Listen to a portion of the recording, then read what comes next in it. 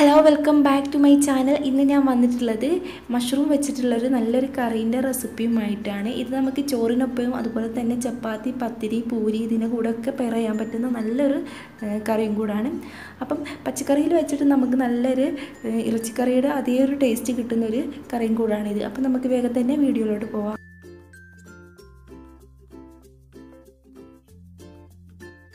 അപ്പോൾ ഈ ഒരു കറി ഉണ്ടാക്കാൻ വേണ്ടിയിട്ട് ഞാനിവിടെ 500 ഗ്രാമോളം മഷ്റൂമാണ് എടുത്തിരിക്കുന്നത്. നല്ല ഫ്രഷ് ആയിട്ടുള്ള മഷ്റൂമാണ് കേട്ടോ.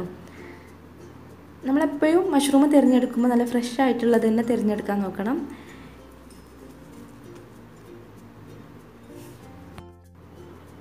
ഇനി മഷ്റൂം കുറച്ച് പഴകിയതാണെന്ന് വെച്ചാൽ ഈ ഒരു ഭാഗത്തായിട്ട് ചെറിയ ചെറിയ ഹോൾസ് ആയിട്ട് വരും.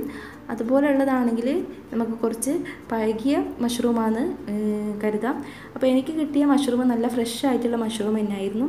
ഇനി നമുക്കിതൊന്ന് ക്ലീൻ ചെയ്തെടുക്കണം. അതിന് വേണ്ടിയിട്ട് ഇതിൻ്റെ ഈ ഒരു ഭാഗം നമുക്ക് ഇതുപോലെ ഒന്ന് അടർത്തി കൈ വെച്ചിട്ട് തന്നെ ഒന്ന് അടർത്തി കൊടുക്കുക. എന്നിട്ട് ഇതിൻ്റെ ഈ ഒരു സ്കിന്ന് നമുക്കിതുപോലെ ഒന്ന് പീൽ ചെയ്തെടുക്കാം.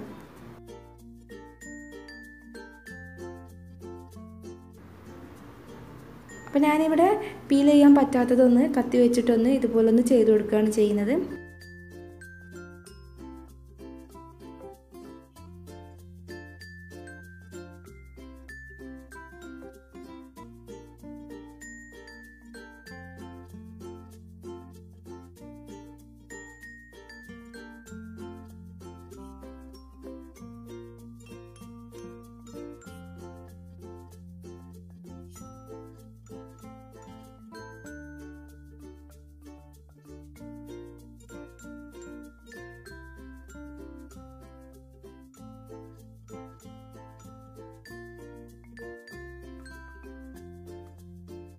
അപ്പോൾ ഞാനിവിടെ മഷ്റൂം മുഴുവനായിട്ടൊന്ന് തൊലി കളഞ്ഞ് വെച്ചിട്ടുണ്ട്.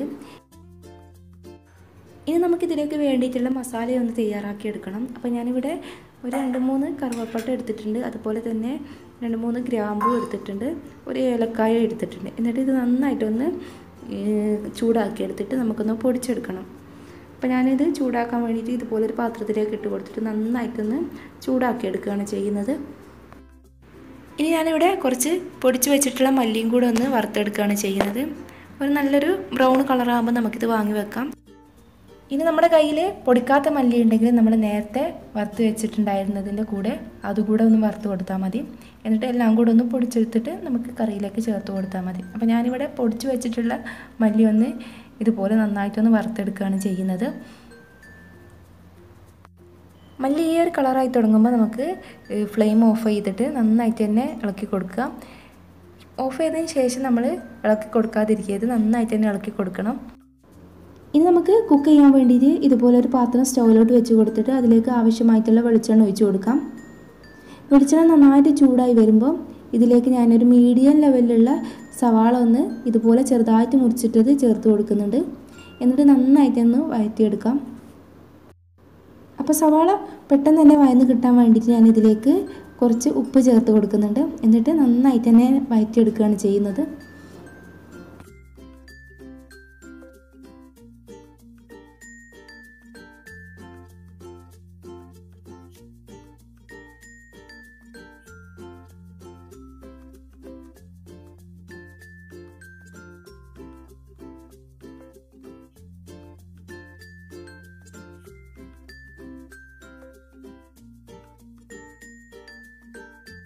ഇപ്പോൾ സവാള നന്നായിട്ട് വഴന്ന് വന്നിട്ടുണ്ട്. ഇനി ഇതിലേക്ക് ഞാൻ ഒരു സ്പൂണോളം ജിഞ്ചർ ഗാർലിക് പേസ്റ്റ് കൂടെ ചേർത്ത് കൊടുക്കുന്നുണ്ട്.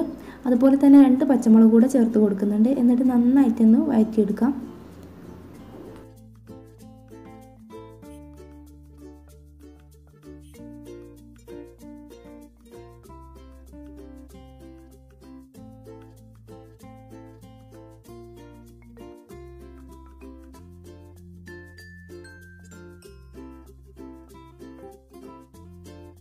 ഇനി ഇതിൻ്റെ പച്ചമണമൊക്കെ പോയി കഴിയുമ്പോൾ നമുക്കിതിലേക്ക് മീഡിയം ലെവലിലുള്ള ഒരു തക്കാളി ഇതുപോലെ ചെറുതായിട്ട് മുറിച്ചിട്ടത് കൂടെ ചേർത്ത് കൊടുത്തിട്ട് നന്നായിട്ട് തന്നെ ഒന്നുകൂടെ ഒന്ന് വഴറ്റിയെടുക്കാം.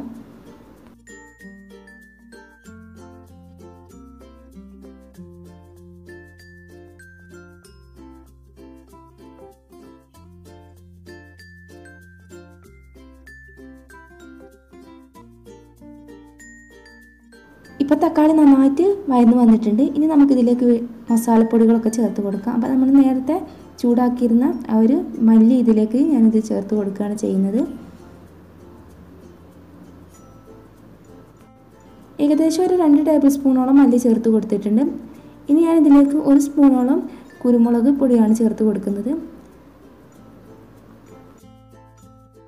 ഇനി ഞാനിതിലേക്ക് നേരത്തെ നമ്മൾ വറുത്ത് വെച്ചിട്ടുണ്ടായിരുന്ന ഗ്രാമ്പൂ, കറുവപ്പട്ട, അതുപോലെ ഏലക്കായൊക്കെ ഒന്ന് പൊടിച്ചെടുത്തത് ചേർത്ത് കൊടുക്കുകയാണ് ചെയ്യുന്നത്. നല്ല ഫൈനായിട്ട് പൊടിച്ചെടുത്തില്ല, ഒന്ന് ക്രഷ് ചെയ്തെടുത്തിട്ട് ഇതിലേക്ക് ചേർത്ത് കൊടുക്കുകയാണ് ചെയ്യുന്നത്. എന്നിട്ട് ഇതെല്ലാം കൂടെ ഒന്ന് മിക്സ് ചെയ്ത് കൊടുക്കാം. ഇപ്പം നമ്മുടെ മസാല നന്നായിട്ട് ഡ്രൈ ആയി വരുന്നുണ്ട്. അപ്പോൾ ഞാൻ ഇതിലേക്ക് കുറച്ച് വെള്ളം ഒഴിച്ച് കൊടുക്കുന്നുണ്ട്.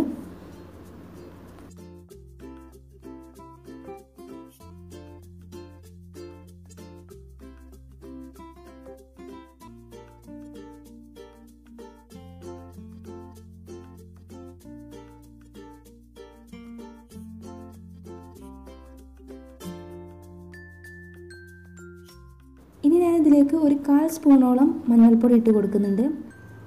ഇനി ഇതിലേക്ക് കുറച്ച് മല്ലിയില അതുപോലെ കറിവേപ്പിലയും കൂടെ ചേർത്ത് കൊടുക്കുന്നുണ്ട്.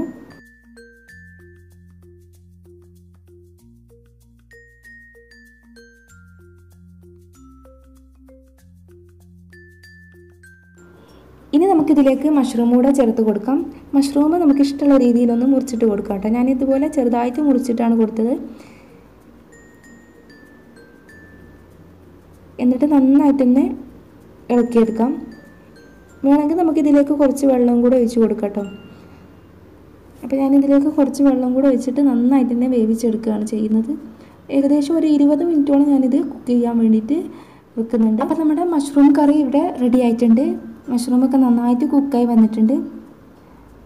ഈ ഒരു സമയം നമുക്കിതിലേക്ക് ഉപ്പൊക്കെ ആവശ്യമുണ്ടെങ്കിൽ ചേർത്ത് കൊടുക്കാം.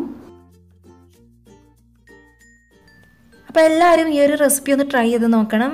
ഈ വീഡിയോ നിങ്ങൾക്ക് ഇഷ്ടമായിട്ടുണ്ടെങ്കിൽ ലൈക്ക് ചെയ്യുക, കമൻറ്റ് ചെയ്യുക, ഫ്രണ്ട്സും ഫാമിലിയൊക്കെ ആയിട്ട് ഷെയർ ചെയ്യുക. വീണ്ടും ഇതുപോലുള്ള നല്ലൊരു വീഡിയോയുമായി വരുന്നത് വരേക്കും ബൈ. Thank you.